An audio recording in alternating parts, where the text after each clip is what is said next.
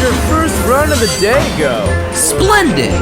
Right on time, dry rails, and smooth running.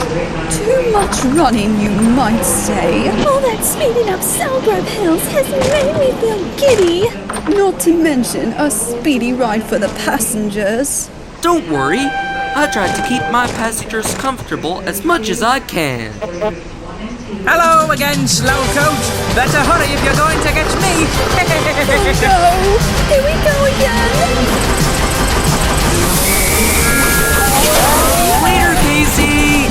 Oh, see ya, Thomas.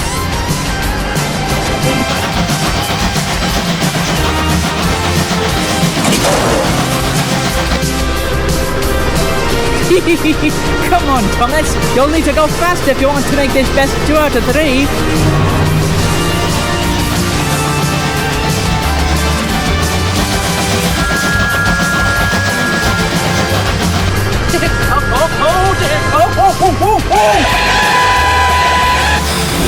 See you at the hills, Bertie. Rats.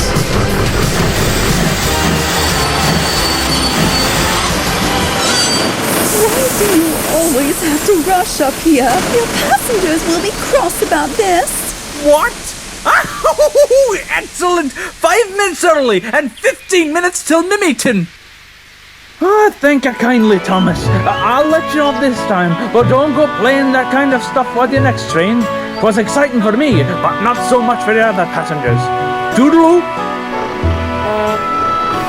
Right then, Thomas. Up for another race? Not at the moment. I've got to get back to doing work properly. Maybe another day. Bye, Bertie! Goodbye then, Thomas.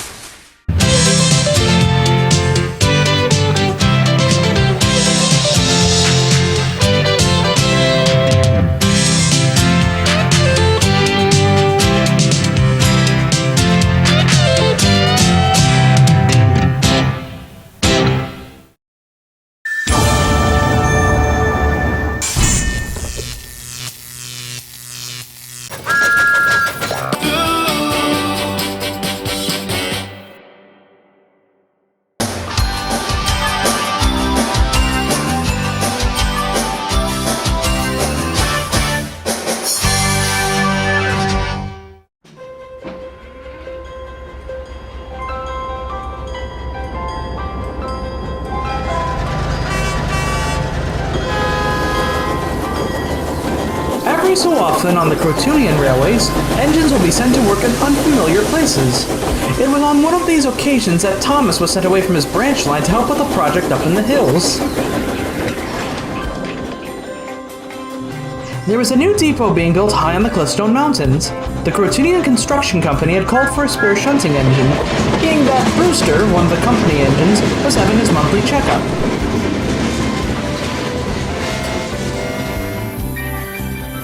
The depot was near the village of Cliffstone Valley, which was reached by a steep, narrow line only accessible by smaller engines like Thomas and Tilly.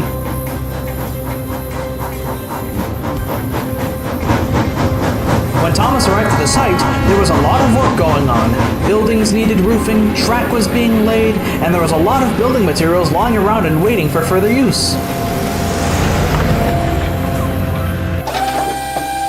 Jack, the front loader, and Scoop, the backhoe digger, were shifting dirt and rubble from new foundations when Thomas whistled in. Hi, Thomas. Hi, Jack.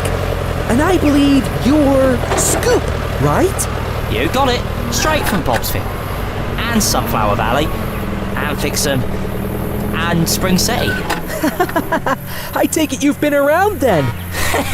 Me and Bob's team certainly have. Good morning. Pleased to make your acquaintance, Thomas. I'm Bob. Oh, wow! Hi! No need for introductions. I've already heard so much about you, Bob. All good things, of course. Well, I would hope so. You can tell me more later. Right now, we have a big assignment ahead of us. Oh, yes! What will I be doing? You will be working with Isabella and Packer to pick up and drop off materials for the site. and the forklift will be loading them up and collect all the spares we send back down. Sure, no problem. It'll be nice to work with a new friend. I'm sure Packer feels the same way. Just don't get too dusty or whip up too much smoke, you two. You know how I am about me paint. Don't worry, Izzy. It's only containers and pipes and things. How many times have I told you, Packer? It's Isabella, not Izzy. Oh, what's wrong with Izzy anyway? Isabella's so long. Takes forever to struggle through. It's undignified. That's what's wrong with it. Thomas couldn't help but smile. He was glad to know the pack was getting along with their new friends. After a fashion, anyway. There were crated materials for the station, piping materials for plumbing, and supplies like fuel and spare parts of the machines to deliver first. I found out a long time ago. You gotta learn to say yes when life says no. Don't dwell on the bad times once they're past. That kind of thing can get you nowhere fast. 'Cause there ain't no mountain you can't climb. If you hang on tight, you just make up your mind. Once you set your heart to moving on, son, there ain't no road to go.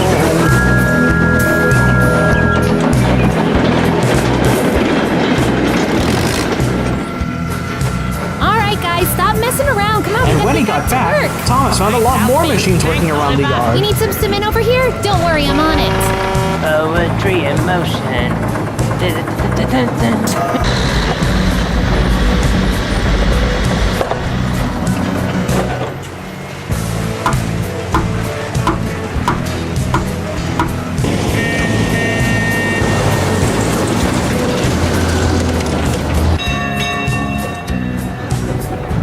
He was so fascinated by all the machines and work going on that Thomas started wishing he could do more. I wish I could help with a bit of the building. Maybe I can. With the help of one of those breakdown cranes, I can definitely transport this load on my own.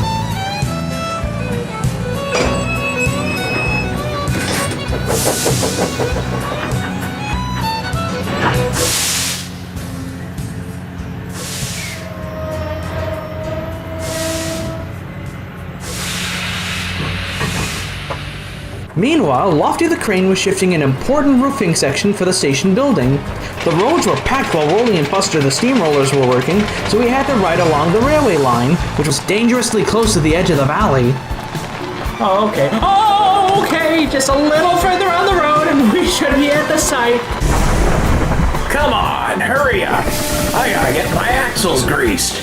So do I. I'll be done faster than you. I'm the better build after all.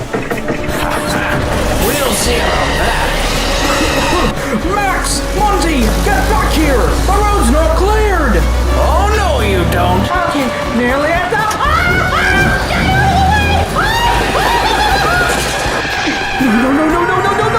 No! Oh! What happened here? I'm so sorry. I just wanted to help with the building process, so I thought I'd try to deliver some of these furnishings on my own, and... Correct me if I'm wrong, but I don't think that was your job. Be that as it may, Dizzy, now's not the time for playing the blame game. We need to figure out how to get that load back up. I got it! We could get Gripper to help. His cable is really long, and he's got a winch. You're right. Unfortunately, right now, he's helping out at the Crotoonia Bay docks. Oh, bother! Well, now what are we gonna do? If only we had something long enough to reach out to the end of the valley. But where would we find that? I got it! Got what, Thomas? An idea! Look, I did something incredibly silly and messed up. I'd like a chance to correct that mistake. So, may I have permission to go off-site? Sure, but why? You'll see soon, Bob. I promise. We could build this scaffolding into a jib. We can hook a winch onto it and use it like an old-fashioned pulley crane to get the crate. That's a brilliant idea, Thomas. Good thinking. Thanks, Wendy. Well, what are we waiting for? Let's get to work. Can we fix it? Yes, we can! Yeah, I think so. Assembling the contraption was no problem for Bob and Wendy, but bringing it up was another story. With the hoist fitted onto Isabella and Packer, and with the magnet hooked onto Thomas's winch, it would all require teamwork to get the job done. The container was stuck on a very awkward point of the valley. Lofty's magnet made it easy to collect it, but bringing it up would be the ultimate test. Is everybody ready? Ready to work. Time to go to the rescue. Thomas is ready. All right then. Let's get this show on the road! It was a lot harder to pull a container from off the ground than pulling it on a wagon, but Thomas didn't stop. He kept heaving the container up. I just hope the arm holds.